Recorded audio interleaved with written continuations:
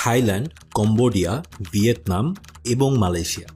এই দেশের নামগুলো শুনলে আমাদের চোখে ভেসে ওঠে সমুদ্র সৈকত, প্রাচীন সব মন্দির আর অসংখ্য ট্যুরিস্টের ভিড়। কিন্তু 2025 সালের 24শে জুলাই এর মধ্যে দুইটা দেশ, থাইল্যান্ড এবং কম্বোডিয়ার বর্ডার হঠাৎ করেই পরিণত হয় এক যুদ্ধক্ষেত্রে। কয়েক ঘন্টার মধ্যেই গুলি, আর্টিলারি আর ল্যান্ডমাইন আন্তর্জাতিক খবরের শিরোনাম হয়ে যায়। কিন্তু অবাক করার মতো ঘটনা হচ্ছে, আরও অনেক আন্তর্জাতিক সংঘাতের মতো এই ঘটনার কেন্দ্রবিন্দু কেবলমাত্র তেল বা গ্যাস নয়। এইটার কারণ প্রায় 900 বছরেরও পুরানো একগুচ্ছ মন্দিরের ব্যাপারটা একটু পরেই বলছি, কিন্তু এই যে চারটা দেশের নাম নিলাম এদের মাঝখানে আছে গালফ অফ থাইল্যান্ড। আর এই চার দেশের মধ্যে গালফ অফ থাইল্যান্ডের মেজরিটি আছে থাইল্যান্ড আর কম্বোডিয়ার কাছে। ইস্ট এশিয়াকে সাউথ এশিয়া, মিডিল ইস্ট এবং বাকি দুনিয়ার সাথে কানেক্ট করায় এই গালফ অনেকটাই ইম্পর্টেন্স রাখে। আর ঠিক এই কারণেই এই গালফের আশেপাশে কোনো ধরনের সংঘাত পুরা বিশ্বের জন্যই কিন্তু একটা মাথা ব্যথার কারণ। এবং এই মাত্র কয়েকদিন আগে সেটাই হয়েছে। ঐতিহাসিকভাবে থাইল্যান্ড আর কম্বোডিয়ার মধ্যে কনফ্লিক্ট প্রায় 100 বছরের পুরাতন। আর অবাক না করার মতো একটা ব্যাপার হচ্ছে, এই সংঘাতের কারণও আসলে কলোনিয়াল এরাই। আমাদের ভারতীয় উপমহাদেশে যেমন ব্রিটিশদের, এই দিকটা ছিল ফ্রেঞ্চদের। অর্থাৎ ফ্রেঞ্চ কলোনিয়াল রুল যখন এই সাউথ ইস্ট এশিয়ার এই অংশটাকে ছিঁড়ে খাচ্ছিল, সেই সময় থেকেই একটা কনফ্লিক্ট দানা বেঁধেছিল। আর সেই 100 বছরের কনফ্লিক্ট কিভাবে গত মাসেই একটা ডেডলি রূপ নিয়েছিল এবং এটার ফিউচারই বা কি হতে পারে এবং ওয়ার্ল্ড ওয়াইড এটার ইম্প্যাক্ট কি হতে পারে, সেটা নিয়ে আজকের video. Walton is a global brand. World class innovation নিয়ে ওয়ালটন এখন দেশের সীমানা পেরিয়ে পৌঁছে গিয়েছে 50টিরও বেশি দেশে। ওয়ালটন, ঘরে ঘরে, বিশ্বজুড়ে। তো শুরুতে যেটা বলেছিলাম, গত মাসে এই কনফ্লিক্ট শুরু হওয়ার পর আগস্টের 11 তারিখে কিন্তু কম্বোডিয়া আর থাইল্যান্ড সিজফায়ার এগ্রিমেন্ট সাইন করেছে। কিন্তু তার ঠিক পরদিনই কম্বোডিয়া বর্ডার থেকে প্রায় আধা মাইল দূরে একটা ল্যান্ডমাইন বিস্ফোরণে থাইল্যান্ডের একজন মিলিটারি পার্সোনেল গুরুতরভাবে আহত হন। হাতে হাতেই থাইল্যান্ড দাবি করে এই ল্যান্ডমাইন কম্বোডিয়া নতুন করে ডিপ্লয় করেছিল।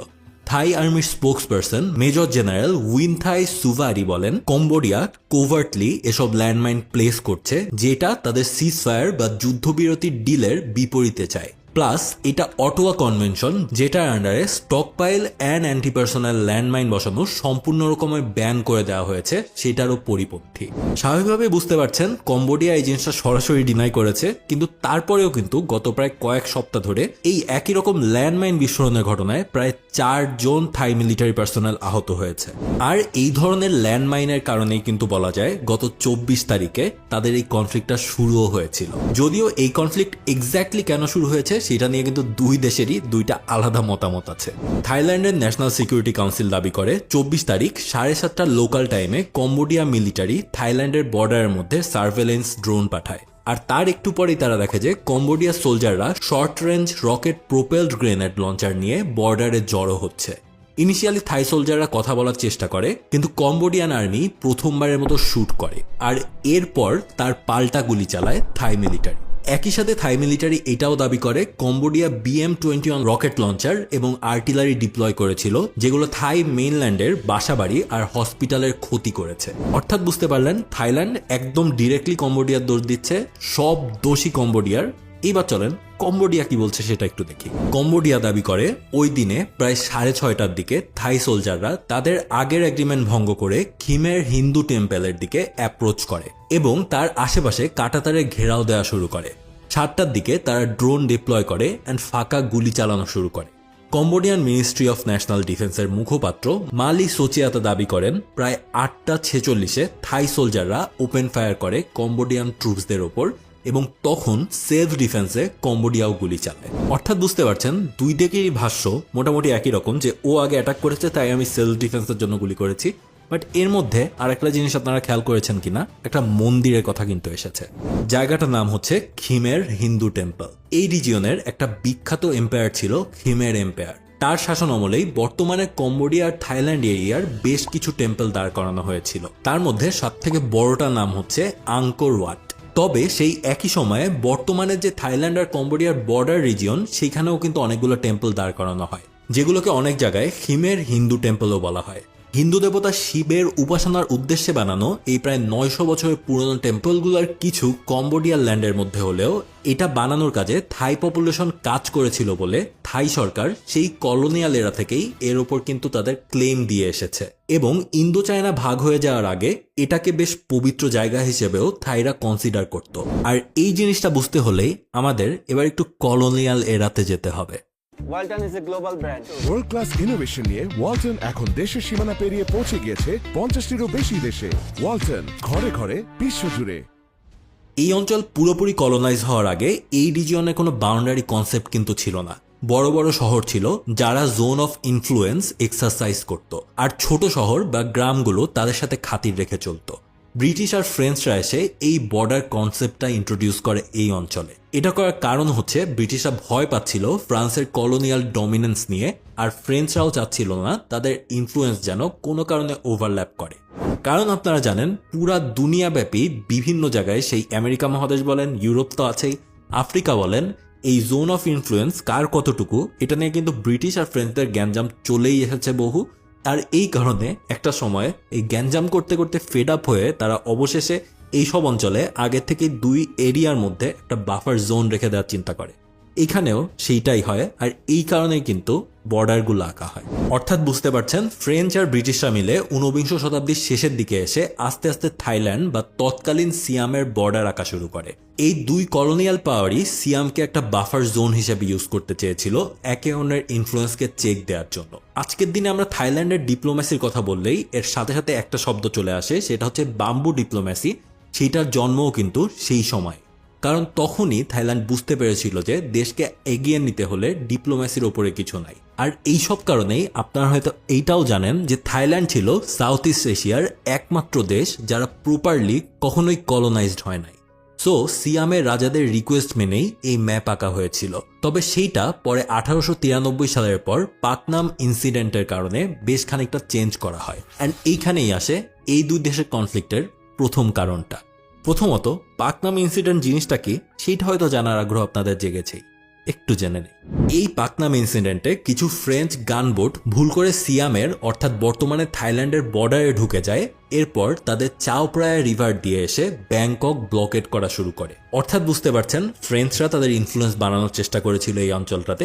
আরও অনেক কাহিনী হয় এরপর, কিন্তু অবশেষে নেগোসিয়েশনের পর থাইল্যান্ডকে বেশ বড় কিছু জায়গা ছেড়ে দিতে হয় কম্বোডিয়ার কাছে। আর এই জায়গাগুলোই বর্তমানের কম্বোডিয়ার অংশ, কিন্তু সে সময় ছিল ফ্রেঞ্চ ইন্দো চায়নার পার্ট। এই জায়গাগুলো ছিল মেকং নদীর পাশের কিছু জায়গা, বাত্তাম বাঙ্গার আর সিএম রিয়াপ, যেটা থাইল্যান্ডের পুরোপুরি হাতছাড়া হয়ে যায়। অ্যান্ড এই গত মাসে যেই কনফ্লিক্ট আমরা দেখেছি সেটা হয় অদ্দার মিয়ানচে প্রভিন্সে, সেটাও কিন্তু এই রিজিয়নগুলোর মধ্যেই পড়ে। যেটা হয়তো বা আপনারা বুঝতেই পারছেন, এই হাতছাড়া হয়ে যাওয়ার ব্যাপারটা থাই পপুলেশন কিন্তু কখনোই মেনে নিতে পারেনি। কারণ বলা হয়ে থাকে এই জিনিসটা হাতছাড়া তাদের হয়েছিল জাস্ট একটা মিসকমিউনিকেশনের কারণে।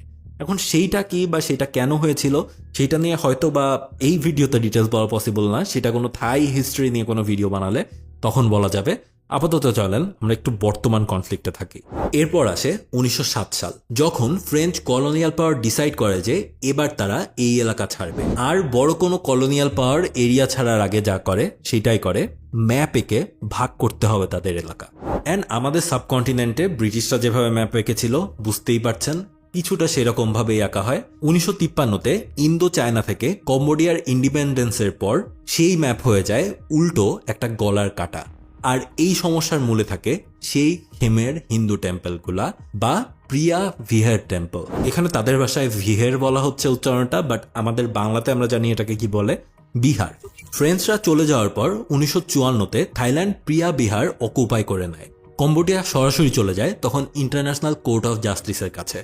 আইজেসি থেকে 1962 সালে রুলিং আসে যে এই টেম্পলগুলো কম্বোডিয়ারই হবে, কারণ এক্সিস্ট করা লাস্ট যেই ম্যাপটা অর্থাৎ যেইটা ফ্রেঞ্চরা এঁকে দিয়েছিল সেইখানে এই এরিয়া কম্বোডিয়ার অংশেই দেখানো হয়েছে, বা সহজ কথায় বুঝছেন তখনের ফ্রেঞ্চদের হাতে দেখানো হয়েছে, সিয়ামের হাতে না।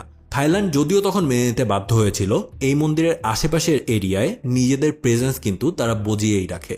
কনফ্লিক্ট আবার গরম হয়ে ওঠে 2008 সালে যখন ইউনেস্কো ওয়ার্ল্ড হেরিটেজ সাইট হিসেবে এই টেম্পলগুলোকে সিলেক্ট করা হয়। কম্বোডিয়া এগুলোকে হেরিটেজ সাইট করার যে অ্যাপ্লিকেশন দিয়েছিল সেখানে কিন্তু আবার তখনকার থাই প্রাইম মিনিস্টার তামাক সুন্দারাজেভের সাপোর্টও ছিল। এই লোক থাই ক্ষমতায় এসেছিল থাকসিন সিনাওয়ারাকে পাওয়ার থেকে সরিয়ে, আর বুঝতেই পারছেন তার দেওয়া এই সাপোর্টকে একটা ইস্যু বানিয়ে সিনাওয়াত্রা সাপোর্টাররা একটা বিশাল আলট্রা ন্যাশনালিস্ট ক্যাম্পেইন শুরু করে দেয় সামাক সরকারের বিরুদ্ধে। অ্যান্ড এই আন্দোলন এতই চরম পর্যায়ে রূপ নিয়েছিল যে 2008-এর মাঝেই সামাক অ্যান্ড তার সাকসেসর সোমচাই ওয়াংসাওয়াত দুইজনের সরকারই পরপর ফল করে। স্বাভাবিকভাবেই এই সরকার ফল করার পর কম্বোডিয়ার সাথে সাথেই বোঝা যায় সামনের দিনে কি আসতে যাচ্ছে। তারা তাদের বর্ডারের মিলিটারি প্রেজেন্স আস্তে আস্তে বাড়াতে থাকে। 2008 থেকে 2011-এর মধ্যে বেশ কয়েকবারই কিন্তু ক্ল্যাশ হয় থাইল্যান্ড আর কম্বোডিয়ার বর্ডারে। থাইদের নতুন সরকার অভিজিৎ ভেজ্জাজিভা বুঝতে পারেন যে এই থাই ন্যাশনালিস্ট সেন্টিমেন্টকে পাত্তা না দিলে তারও ভবিষ্যৎ হবে তার আগের লিডারদের মতোই। সো কনফ্লিক্ট চলতেই থাকে থাইল্যান্ডের দিক থেকে। Walton is a global brand. World class innovation নিয়ে ওয়ালটন এখন দেশের সীমানা পেরিয়ে পৌঁছে গিয়েছে 50টিরও বেশি দেশে। ওয়ালটন, ঘরে ঘরে বিশ্বজুড়ে। আর এইদিকে কম্বোডিয়া দেখে যে এই কনফ্লিক্টের জের ধরে কম্বোডিয়াতেও দুর্দান্ত একটা ন্যাশনাল আইডেন্টিটি ডেভেলপ হচ্ছে। সো কম্বোডিয়ার প্রাইম মিনিস্টার হুন সেনও নিজের গদি ধরে রাখার জন্য এই কনফ্লিক্টে ঘি ঢালতে থাকে। অর্থাৎ একটা জিনিস হয়তো বুঝতে পারছেন, দুই দেশেরই পলিটিশিয়ানরা নিজেদের ক্ষমতায় টিকে থাকার জন্য এইভাবে মানুষজনকে ম্যানিপুলেট করছে একটা অঞ্চলের জন্য, বা বলতেও পারেন হয়তোবা এটা হয়তো কোনো একটা দেশেরই ক্লেম। কিন্তু তারপরেও একটা কথা হয়তো শুনেছেন, রাজায় রাজায় যুদ্ধ, উলুখাগড়ার প্রাণান্ত। আর এইখানে সেই প্রাণটা গিয়েছে এই অঞ্চলের আশেপাশের সিভিলিয়ানদের।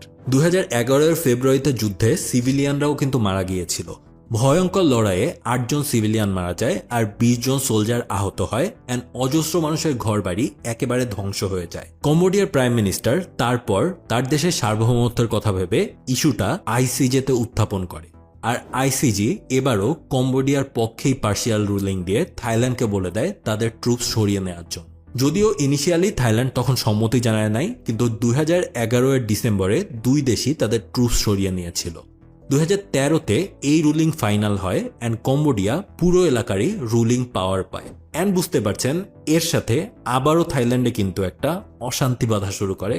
কোথা থেকে জানো? একটু আগে যে প্রাইম মিনিস্টার কথা বলেছিলাম থাকসিন, তার ছোট বোন ইউংলাক সিনাওয়াত্রার সরকার ব্যাপক প্রেসার খায় এই রিজনে কন্ট্রোল নেওয়ার জন্য। অ্যান্ড আলটিমেটলি 2013-এর রুলিং এর সাথে তাদেরও কিন্তু পতন হয়। জাস্ট এই এক বর্ডারের রেস ধরেই তিনটা থাইল্যান্ডের সরকারের পতন হয়ে যায়। জাস্ট চিন্তা করেন একবার। অনেক তো হিস্ট্রি লেসন হলো, এবার চলেন আসি একটু রিসেন্ট ঘটনাতে। অন দ্য সারফেস এবারের এই যুদ্ধ বা কনফ্লিক্ট যেটাই বলছি সেটা দেখে মিলিটারি কনফ্লিক্ট মনে হলেও এর মূলেও কিন্তু আছে থাকসিন ফ্যামিলি, আর অন্যদিকে কম্বোডিয়ার সেই হুন সেন। খুব রিসেন্টলি হুন সেন আর সিনাওয়াত্রায়ের একটা ফোন কল লিক হয়, যেখানে শোনা যায় যে সিনাওয়াত্রা হুন সেনকে বলছে যে সে এখন আর তার উপর ভরসা রাখতে পারছে না, প্লাস সে তার হেল্প চায় যেন সিনেটকে নিজের কন্ট্রোলে রাখতে পারে। এইটা লিক হওয়ার পরই থাই পপুলেশন সরকারের ওপর ব্যাপক ক্ষেপে যায়। কারণ চিন্তা করেন, এমন একটা দেশ থাইল্যান্ড হেল্প চাচ্ছে তাদের দেশের সিনেটকে কন্ট্রোল রাখতে কম্বোডিয়ার কাছে। যেই দেশ হেল্প চাচ্ছে সে নিজে ব্যাপক কলোনিয়াল এরার মধ্যেও নিজের সার্বভৌমত্ব বজিয়ে রেখেছিল, আর আজকের দিনে হেল্প চাচ্ছে সহজেই কলোনিয়াল রুলের আন্ডারে চলে যাওয়া একটা দেশের কাছে। ব্যাপারটা স্বাভাবিকভাবেই থাই পপুলেশনের জন্য অনেকটাই অপমানজনক। Walton is a global brand. World class innovation নিয়ে ওয়ালটন এখন দেশের সীমানা পেরিয়ে পৌঁছে গিয়েছে 50টিরও বেশি দেশে। ওয়ালটন, ঘরে ঘরে বিশ্বজুড়ে। এইদিকে কম্বোডিয়ার হুন সেন, যিনি একজন বর্ষিয়ান পলিটিশিয়ান, হাসতে হাসতে স্বীকার করে যে এই রেকর্ড তিনি নিজেই সবার কাছে ছড়িয়ে দিয়েছেন, কারণ তার মতে অফিসিয়াল ব্যাপারে ট্রান্সপারেন্সি খুবই দরকার। কিন্তু এখানে বুঝতেই পারছেন তার উদ্দেশ্যটা আসলে কি ছিল। আমি ডেসক্রিপশন বক্সে একটা লিঙ্ক দিয়ে দিব, যেখানে গেলে আপনারা তাদের এই কনভারসেশনের একদম ফুল ট্রান্সলেটেড ভার্সনটা দেখতে পারবেন। অর্থাৎ যেটা মোটা দাগে বোঝা গেল, জাস্ট এই কয়েকটা টেম্পল নিয়ে কিন্তু কম্বোডিয়া আর থাইল্যান্ডের সম্পর্ক একেবারে সাপে নেউলে বর্তমানে। আর তার চেয়েও বড় কথা, কালচারাল ইম্প্যাক্ট আর ন্যাশনালিজমের পাওয়ার কতটা বেশি এটা এই কাহিনী থেকেই আমরা বুঝতে পারি। এই জায়গায় বছরের পর বছরই বিভিন্ন ধরনের কনফ্লিক্ট লেগেই থাকবে এবং অবশেষে মালিকানা যার হাতে যাবে না সেই সরকারের এই পতন ঘটবে বেসিক্যালি। আর পরবর্তীতে নতুন একটা সরকার আসবে, আবারও সেই জায়গাটা নিজেদের হাতে নেয়ার আশা দেখিয়ে, এবং তারপর এই লুপ চলতেই থাকবে থাইল্যান্ড এবং কম্বোডিয়াতে এই জিনিসই হয়ে আসছে। একটা জিনিস হয়তো বুঝেই গিয়েছেন, বর্তমানের কনফ্লিক্টটা কিন্তু এই যে এর আগে থাই পপুলেশন যে গরম হয়ে গেছিল তাদের সরকারের ওপর, সেই পপুলেশনকে ঠান্ডা করার জন্যই লাগানো, একদম পলিটিশিয়ানদের নিজেদের ফায়দা লুটার জন্য। আবারও বুঝতেই পারছেন। অ্যান্ড এইটার ফিউচারে যে কি সেটাও কিন্তু বেশ প্রেডিক্টেবল। হয়তো আবারও আইজেসিতেই যাবে তাদের এই কেস, হয়তো কিছুদিনের জন্য গোলাগুলি আবারও ঠান্ডা হবে, অথবা হয়তো বড় একটা ক্ল্যাশও ওয়েট করতে পারে। আমরা আসলে থাই কম্বোডিয়া কনফ্লিক্টে প্রায় সব ধরনের আউটকামই দেখতে পারি, কিন্তু যেটাই হোক না কেন, যতদিন এই মন্দিরের ক্লাস্টারগুলো দাঁড়িয়ে আছে ততদিন কম্বোডিয়া থাইল্যান্ডের মধ্যে কনফ্লিক্ট লেগেই থাকবে। And that's what a colonial power does to your land. তারা ছেড়ে যাবে, কিন্তু রেখে যাবে যুদ্ধ, বিগ্রহ আর অসংখ্য জায়গা নিয়ে পাওয়া না পাওয়ার অসংখ্য হতাশা। সো এই ছিল থাইল্যান্ড এবং কম্বোডিয়ার যুদ্ধ নিয়ে একটা বেশ ডিটেইলড ভিডিওই বলা যায়। আমি একদম হিস্ট্রিতে ডাইভ করার চেষ্টা করেছি। আমি জানি অনেকেই হয়তো যখন শিরোনামে দেখেছিলেন যে থাইল্যান্ড এবং কম্বোডিয়ার যুদ্ধ লেগে গিয়েছে, অনেকেই অবাক হয়েছেন যে এই দুইটা দেশ এই রকম শান্তিপ্রিয় দেশ হিসেবে চিনি, তারা আবার যুদ্ধেও যায়। বাট এখন হয়তো বুঝতে পারছেন তাদের মধ্যে যেই কনফ্লিক্টটা আসলে যেই কারণে হয়েছে তার পেছনেও ধরতে গেলে সেই কলোনিয়াল ইউরোপিয়ানদেরই দোষ দিতে হবে। তারাই এখানে এই আকামটা করে রেখে গিয়েছে।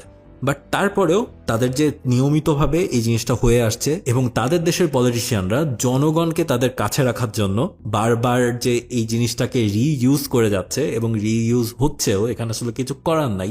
সবাই হয়তো বুঝছে, বাট তারপরও এখানে একটা ইমোশনের ব্যাপার আছে। সো ইমোশন যেখানে থাকবে, পলিটিশিয়ানরা তো সেখান থেকে একটু বেনিফিট নেওয়ার ট্রাই করবেই। আপনারা এই দিকে তাকালে আমাদের দেশের সাথেও হয়তো অনেকটা মিল পেতে পারেন। অনেক জায়গায় পলিটিশিয়ানরা কিভাবে কি কি টুল ইউজ করে সেগুলো দেখতে পারেন। অ্যান্ড তার অনেক কিছু দেখেই আমরা আসলে সাধারণ জনগণ, তারাও তেমন থাই পপুলেশনের মতো কিন্তু তখন লাফাই, টের পাই না কিছু। বাট এনিওয়ে, জ্ঞানীর জন্য ইশারাই যথেষ্ট। আপনারা হয়তো বুঝতে পেরেছেন কি কি নিয়ে বলতে চেয়েছি। তো that's all for today. Until my next upload, have a good week, good by.